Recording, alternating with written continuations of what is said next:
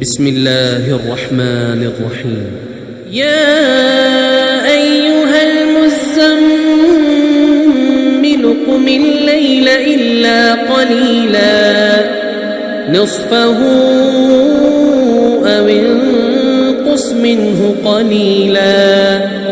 أو زد عليه ورتل القرآن ترتيلا إنا سنلقي عليك قولا ثقيلا إن ناشئة الليل هي أشد وطئا وأقوم قيلا إن لك في النهار سبحا طويلا واذكر اسم ربك وتبتل إليه تبتيلا رب المشرق والمغرب لا إله إلا هو فاتخذه وكيلا واصبر على ما يقولون واهجرهم هجرا جميلا وذرني والمكذبين أولي النعمة ومهلهم قليلا إن لدينا أنكالا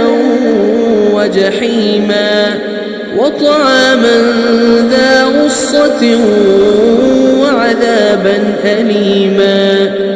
يوم ترجف الأرض والجبال وكانت الجبال كثيبا مهيلا إنا أرسلنا إليكم رسولا شاهدا عليكم كما أرسلنا إلى فرعون رسولا فعصى فرعون الرسول فأخذناه أخذا وبيلا فكيف تتقون إن كفرتم يوما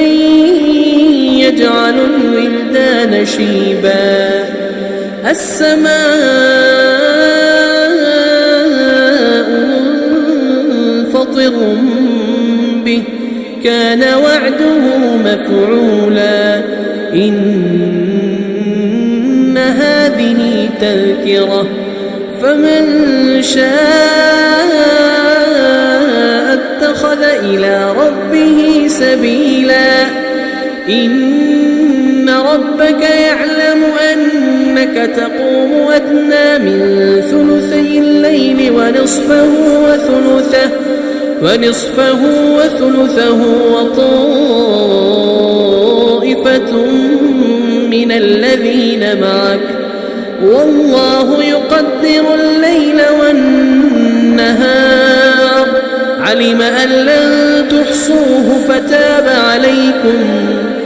علم أن لن تحصوه فتاب عليكم فاقرؤوا ما تيسر من القرآن علم أن سيكون منكم مرضى وآخرون يضربون في الأرض يبتغون من فضل الله وآخرون يقاتلون في سبيل الله فاقرؤوا ما تيسر منه وأقيموا الصلاة وآتوا الزكاة وأقرضوا الله قرضا حسنا وما تقدموا لأنفسكم من خير تجدوه عند الله هو خيرا وأعظم أجرا واستغفروا الله